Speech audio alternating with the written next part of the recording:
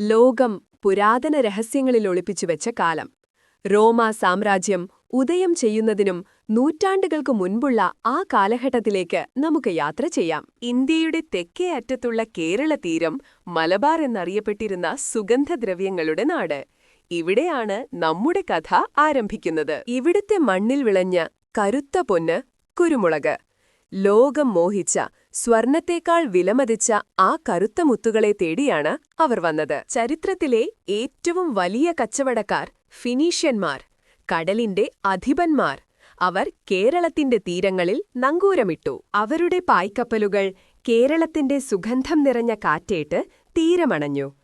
കച്ചവടത്തിന്റെ പുതിയൊരു അധ്യായം അവിടെ തുടങ്ങുകയായിരുന്നു. മുസിരിസ്, ലോകത്തിലെ ഏറ്റവും വലിയ തുറമുഖങ്ങളിൽ ഒന്ന്.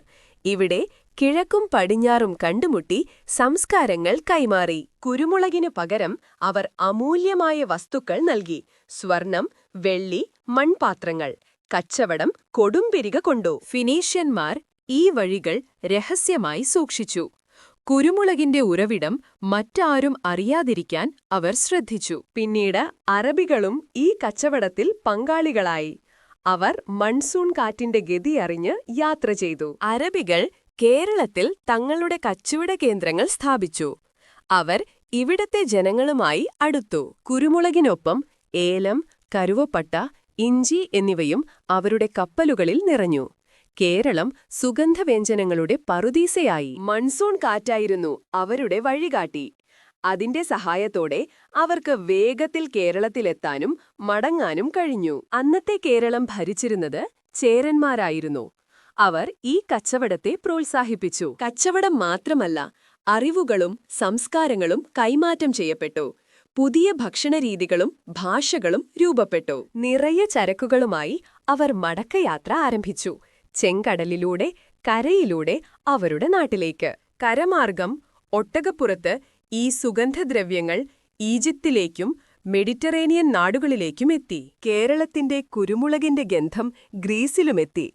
അവിടുത്തെ സമ്പന്നർ ഇതിനായി വലിയ വില നൽകി. രുചിക്ക് പുറമേ ഔഷധഗുണങ്ങളും കുരുമുളകിനെ പ്രിയപ്പെട്ടതാക്കി. പുരാതന വൈദ്യന്മാർ ഇത് പല ചികിത്സകൾക്കുമായി ഉപയോഗിച്ചു. കുരുമുളക് കൈവശം വെക്കുന്നത് സമ്പത്തിന്റെയും പ്രതാപത്തിന്റെയും അടയാളമായിരുന്നു. ഇത് പലപ്പോഴും പണമായി പോലും ഉപയോഗിച്ചു. അറബികൾ തങ്ങളുടെ കച്ചവട വഴികൾ രഹസ്യമാക്കി വച്ചു. കുരുമുളക് ലഭിക്കാൻ അപകടകരമായ വഴികൾ താണ്ടണമെന്ന് അവർ കഥകൾ പ്രചരിപ്പിച്ചു. റോമാ സാമ്രാജ്യം ലോകത്തിന്റെ നെറുകയിലേക്ക് വരുന്നതിനു മുൻപേ കേരളം ലോകഭൂപടത്തിൽ ഇടം പിടിച്ചിരുന്നു. ഈ കച്ചവട ബന്ധങ്ങൾ കേരളത്തിന്റെ ചരിത്രത്തെയും സംസ്കാരത്തെയും സമ്പന്നമാക്കി. അത് ഇന്നും നിലനിൽക്കുന്നു. എന്നാൽ കാലപ്രവാഹത്തിൽ മുസിരിസ് എന്ന മഹത്തായ തുറമുഖം ഓർമ്മയായി. പ്രകൃതിയുടെ മാറ്റങ്ങൾ അതിനെ ഭൂപടത്തിൽ നിന്നും മായ്ച്ചുകളഞ്ഞു. ഇന്ന് ചരിത്രകാരന്മാർ ആ പഴയ കാലത്തിന്റെ അവശേഷിപ്പുകൾ തേടുന്നു. ഓരോ കണ്ടെത്തലും ആ സുവർണ കാലഘട്ടത്തെ ഓർമ്മിപ്പിക്കുന്നു. പക്ഷേ കേരളത്തിന്റെ മലനിരകളിൽ ഇന്നും കുരുമുളക് വള്ളികൾ തഴച്ചു വളരുന്നു. ആ പഴയ കഥകൾ ഓർത്തുകൊണ്ട്. രൂപത്തിലും ഭാവത്തിലും മാറ്റങ്ങൾ വന്നെങ്കിലും കേരളത്തിന്റെ സുഗന്ധദ്രവ്യങ്ങൾ ഇന്നും ലോകത്തെ കീഴടക്കുന്നു. ഫിനീഷ്യന്മാരിൽ തുടങ്ങി അറബികളിലൂടെ റോമാക്കാരിലേക്കും പിന്നീട് യൂറോപ്യന്മാരിലേക്കും എത്തിയ ഈ യാത്ര കുരുമുളകിന്റെ മാത്രം കഥയല്ല. ഇത് നമ്മുടെ കേരളത്തിന്റെ കഥയാണ്. ലോകത്തിനു വഴികാട്ടിയ, ചരിത്രത്തെ മാറ്റിമറിച്ച നമ്മുടെ സ്വന്തം നാടിന്റെ കഥ. ഇന്നും അറബിക്കടലിലെ ഓരോ തിരമാലയും ആ പഴയ കച്ചവടത്തിന്റെ കഥകൾ പറയുന്നു.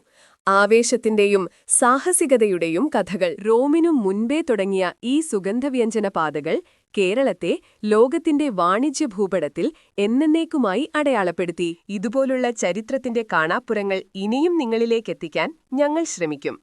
നിങ്ങളുടെ പിന്തുണയാണ് ഞങ്ങളുടെ ശക്തി. റോമാക്കാർ വന്നതോടെ ഈ കച്ചവടം എങ്ങനെ മാറി? അത് നമുക്ക് അടുത്ത അധ്യായത്തിൽ കാണാം. ചരിത്രം ഇവിടെ അവസാനിക്കുന്നില്ല. ഈ ചരിത്രയാത്രയിൽ പങ്കുചേർന്ന നിങ്ങൾക്ക് എല്ലാവർക്കും നന്ദി. നിങ്ങളുടെ അഭിപ്രായങ്ങൾ ഞങ്ങളെ അറിയിക്കുക. ചരിത്രത്തിന്റെ പുതിയ വഴികൾ കണ്ടെത്താൻ ഞങ്ങളോടൊപ്പം ചേരുക. ഞങ്ങളുടെ ചാനൽ സബ്സ്ക്രൈബ് ചെയ്യാൻ മറക്കരുത്. പുതിയ അറിവുകളുമായി ഞങ്ങൾ വീണ്ടും വരും. അതുവരെ ചരിത്രത്തിന്റെ താളുകളിൽ നിങ്ങളുടെ യാത്ര തുടരുക. നന്ദി.